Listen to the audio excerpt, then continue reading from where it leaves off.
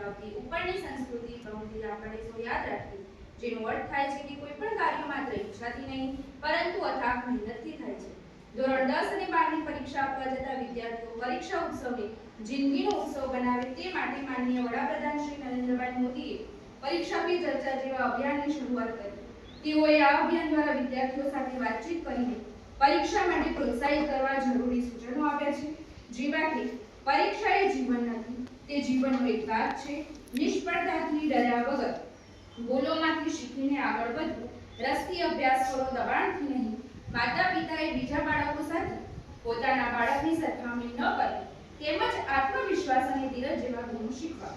આપ સૌએ આખા વર્ષ દરમિયાન ખૂબ જ સારી મહેનત કરી છે અને તેના દ્વારા જે આત્મવિશ્વાસ મળ્યો છે તે જીત સમાન છે. આપની મહેનત પર હંમેશા વિશ્વાસ રાખજો. આપે આખું વર્ષ જે પુરુષાર્થ કર્યો છે તે ક્યારેય નિષ્ફળ જવાનો નથી. જે વાંચ્યું છે, જે સમજ્યા છો તે પરીક્ષા ખંડમાં સમયસર યાદ આવશે જ. માત્ર મન શાંત રાખીને પરીક્ષા આપજો.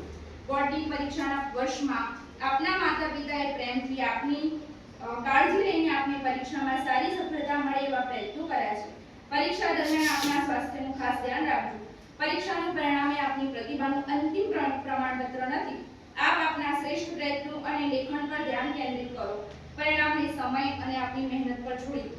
વિદ્યાર્થી મિત્રો, આત્મવિશ્વાસ એ સફળતાની પહેલી સીડી છે. આપના સપનાઓમાં તેજ છે. ગુજરાતને આપના પર ગર્વ છે. ગુજરાત માધ્યમિક અને ઉચ્ચતર માધ્યમિક શિક્ષણ બોર્ડ ગાંધીનગર દ્વારા ધોરણ 10 અને ધોરણ 12 ની પરીક્ષાઓ 26/2/2026 થી શરૂ થઈ રહી છે, ત્યારે આપ સૌ પરીક્ષાર્થીઓ ઝળહળતો પ્રયાસ કરો તેવી શુભકામનાઓ પાઠવું છું. આત્મવિશ્વાસ અને પ્રફુલ્લિત મન સાથે આનંદની પરીક્ષા આપો તેવી આપ સૌને હૃદયપૂર્વકની શુભેચ્છાઓ. માનનીય મુખ્યમંત્રી શ્રી ભૂપેન્દ્રભાઈ પટેલ.